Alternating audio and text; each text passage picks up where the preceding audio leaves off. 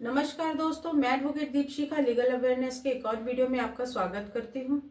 आज बात करेंगे बैंक और एनबीएफसी कंपनीज किस तरह गैर कानूनी तरीके से लोन की रिकवरी नहीं कर सकती।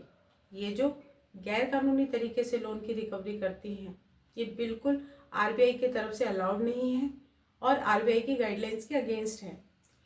ये बैंक और एनबीएफसी कंपनी कोई भी अनलॉफुल एक्ट नहीं कर सकती है। आपने लोन लिया है, कोई क्राइम थोड़ी कर दिया। जब आपका सिविल अच्छा था, आपके सारे रिकॉर्ड्स अच्छे थे, तो बैंक या एनबीएफसी ने आपको लोन दिया। कई बार तो आप इनसे लोन की मांग भी नहीं करते। इनके सेल्स और मार्केटिंग की टीम आपको बार बार कॉल करके ऑफर देती है, सर सर कह के बात करती हैं और कहते हैं कि सर आपको कार लोन की ज़रूरत है तो हमारी बैंक आपको फला फला ऑफर दे रही है। होम लोन पे ये ऑफर देते हैं। क्रेडिट कार्ड पर तो इनका ऑफर खत्म ही नहीं होता। कोई मेंटेनेंस चार्ज नहीं है, zero processing fee, no annual charges. मतलब कैसे भी आपको कर्जदार बना लिया जाए या कैसे भी आप कर्जदार बन जाए, बस आपको ज़रूरत भी नहीं होती, फिर भी आपको ऑफर का लालच देकर लोन के जाल में फंसा दिया जाता है। और अगर आप गलती से या किसी मजबूरीवश ईएमआई डिफॉल्ट कर दें या फिर क्रेडिट कार्ड का पेमेंट नहीं किए, फिर ये अपना असली रंग दिखाना शुरू कर देते हैं। ECS bounce charges, late payment penalty, extra high interest rate लगाते हैं और क्रेडिट कार्ड के केस में तो इतना ज़्यादा पेनल्टी ब्याज लगाते हैं कि अगर आप 4 से 5 महीने पेमेंट नहीं कर पाए तो आपका अमाउंट डबल कर देते हैं। अगर आप 1 लाख रुपए का क्रेडिट कार्ड से खर्चा किए हैं और अगर 4 से 6 महीने हो गए तो ये 1 लाख को ब्याज पेनल्टी लगाकर 2 लाख कर देते हैं। दिन भर कॉल करते रहते हैं, रोज 20 से 50 कॉल करके आपको पूछते हैं कि ईएमआई कब दे रहे हो, क्रेडिट कार्ड का पेमेंट कब कर रहे हो। अरे भाई, आप एक बार कॉल करोगे तो भी वही बात होगी, लेकिन इनका मकसद आपको रिमाइंड कराना नहीं होता। इनका मकसद तो आपको मेंटली हरास करना होता है। इनका मकसद तो आपको परेशान करना होता है, जिससे आप परेशान होकर तंग आकर कहीं से व्यवस्था करके, चाहे कर्ज लेकर, चाहे अपना घर बेचकर या फिर कुछ भी करके इनका पैसा देते। तो ध्यान रखें कि एक कर्जा भरने के लिए दूसरा कर्ज कभी ना ले, नहीं तो आप एक एक करके कर्ज के जाल में फंसते जाएंगे। अभी जो परेशानी है उसकी 4 गुना ज्यादा परेशानी हो जाएगी। इसलिए अगर आपके पास पैसे हैं तो दो, वरना कहीं और से कर्ज लेकर, उधार लेकर, लोन लेकर ईएमआई भरोगे तो एक एक करके कर्ज के दलदल में फंसते जाओगे। फिर आपके मन में गलत गलत ख्याल भी आने लगते हैं। तो आपको ऐसा करने की, ऐसा सोचने की बिल्कुल भी जरूरत नहीं है। सबका उपाय है, आप अपने काम पर फोकस करें, कुछ फंड अरेंज करें, सेटलमेंट कर सकते हैं। अब आप कहेंगे कि ये बैंक और एनबीएफसी और उनके जो रिकवरी एजेंट हैं वो टाइम देते ही कहाँ हैं। ये तो दिन भर में 20, 25, 50, 100 कॉल करते हैं। इनके रिकवरी एजेंट घर आकर बैठ जाते हैं कि हम पैसे लेकर ही जाएंगे और कहते हैं हम बैठे हैं, तुम कहीं से भी पैसा अरेंज करके लाओ, हम यहाँ से पैसा लेकर ही जाएंगे। तो अब आपको इस कंडीशन में भी घबराने की, परेशान होने की बिल्कुल भी ज़रूरत नहीं है। आप स्टार्टिंग में ही जब 1 या 2 ईएमआई डिफ़ॉल्ट करते हैं तभी आप इनको एक प्रायर लीगल नोटिस भेज कर इंटीमेशन भी दे सकते हैं कि मेरे ये कंडीशन है, किस रीज़न से आप नहीं पे कर पा रहे हो, क्या आपकी जॉब चली गई हो या आप कोई भी मेडिकल इमरजेंसी अचानक से आ गई हो जिसकी वजह से आप ईएमआई कुछ दिनों तक नहीं दे सकेंगे। आपकी जो भी कंडीशन है इसका जिक्र करते हुए आप प्रायर लीगल नोटिस भेज सकते हैं। इसके कई फायदे आपको मिलते हैं, जैसे कि बैंक या फिर एनबीएफसी उस पर एक्शन लेने को मजबूर हो जाती है। अगर जेन्युइन रीज़न है, आप ईएमआई डिफ़ॉल्ट कर रहे हैं, तो फ्यूचर में कोई लीगल एक्शन बैंक या फिर एनबीएफसी लेती है तो प्रायर लीगल नोटिस आपके डिफेंस का बेस बनता है।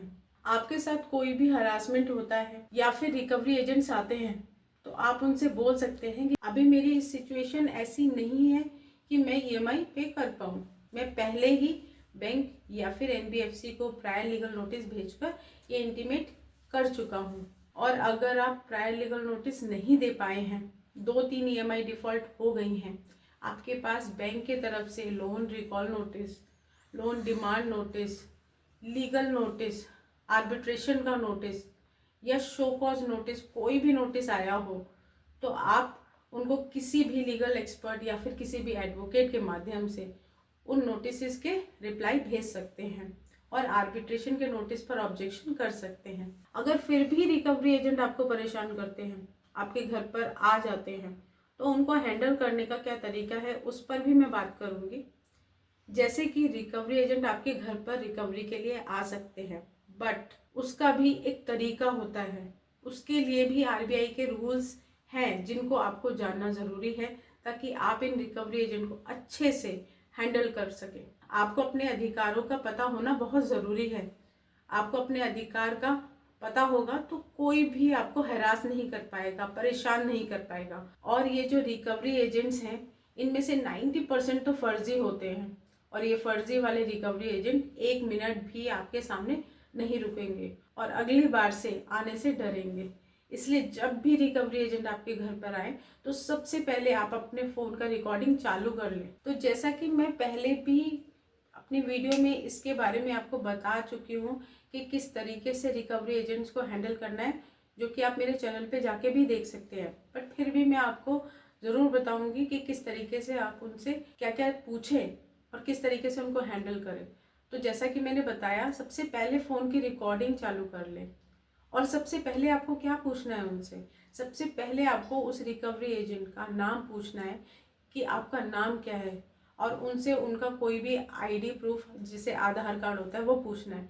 अब आप ये कहेंगे कि ठीक है, हम नाम और आधार कार्ड पूछने की हमें क्या ज़रूरत है। वो इसलिए कि अगर कोई भी रिकवरी एजेंट जिसकी आप रिकॉर्डिंग कर रहे हो, अगर आपको उसका नाम नहीं पता होगा, आपको ये नहीं पता होगा कि वो कहाँ पर रहता है या क्या उसका पता है, तो अगर आपको उसकी कंप्लेन करनी होगी तो आप उसकी कंप्लेन कहाँ पर करेंगे, किस नाम से करेंगे। बैंक को अगर आप कंप्लेन करते हैं तो आपको बताना पड़ेगा कि कौन से रिकवरी एजेंट है जिसका नाम ये है। तो उस तरीके से जब बता करके आप उनको कंप्लेन करते हैं तो उस रिकवरी एजेंट पे एक्शन लिया जाता है। और अगर वो फर्जी रिकवरी एजेंट होगा तो आप जब कंप्लेन करेंगे तो अगली बार आने से वो डरेगा ही आपसे। तो आगे चलते हैं कि जब भी कोई रिकवरी एजेंट आपके घर पे आता है तो सबसे पहले आप उनसे नाम तो पूछेंगे और उनका आधार कार्ड मांगेंगे। फिर आप उनसे सवाल करेंगे कि आप कौन से बैंक या फिर एनबीएफसी से आए हैं। अगर वो किसी थर्ड पार्टी एजेंसी का नाम बताते हैं तो आप उनसे आईडी कार्ड मांगे।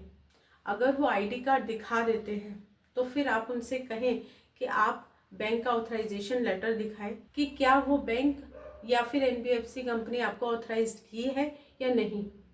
अगर वो बैंक का ऑथराइजेशन लेटर दिखा देते हैं, उसके बाद उनसे आप होम विजिट लेटर मांगे, क्योंकि आपके घर पे विजिट करने के लिए किसी भी रिकवरी एजेंट को होम विजिट लेटर होना बहुत ज़रूरी है। अगर वो होम विजिट लेटर दिखा देते हैं तब आप उनसे डीआरए का लाइसेंस मांगे।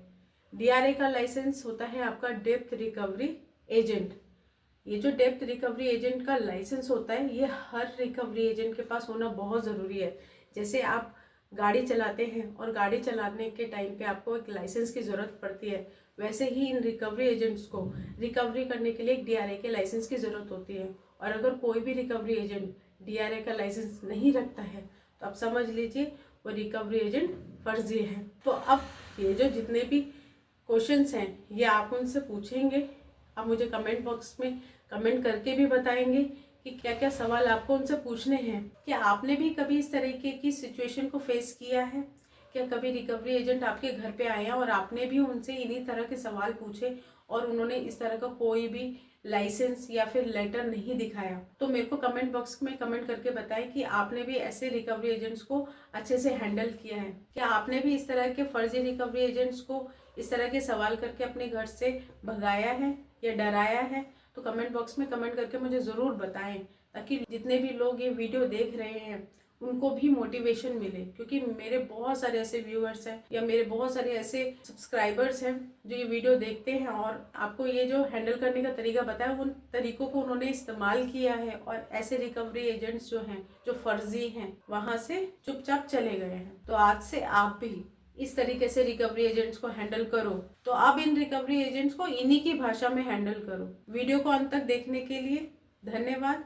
अगर मेरी वीडियो अच्छी लगी हो, मेरे द्वारा दी गई जानकारी आपको अच्छी लगी हो तो वीडियो को लाइक ज़रूर करें। चैनल पे नए हैं तो चैनल को सब्सक्राइब करके बेल आइकन दबाएं, ताकि जो भी नई वीडियोस की अपडेट्स है वो आपको मिलती रहे।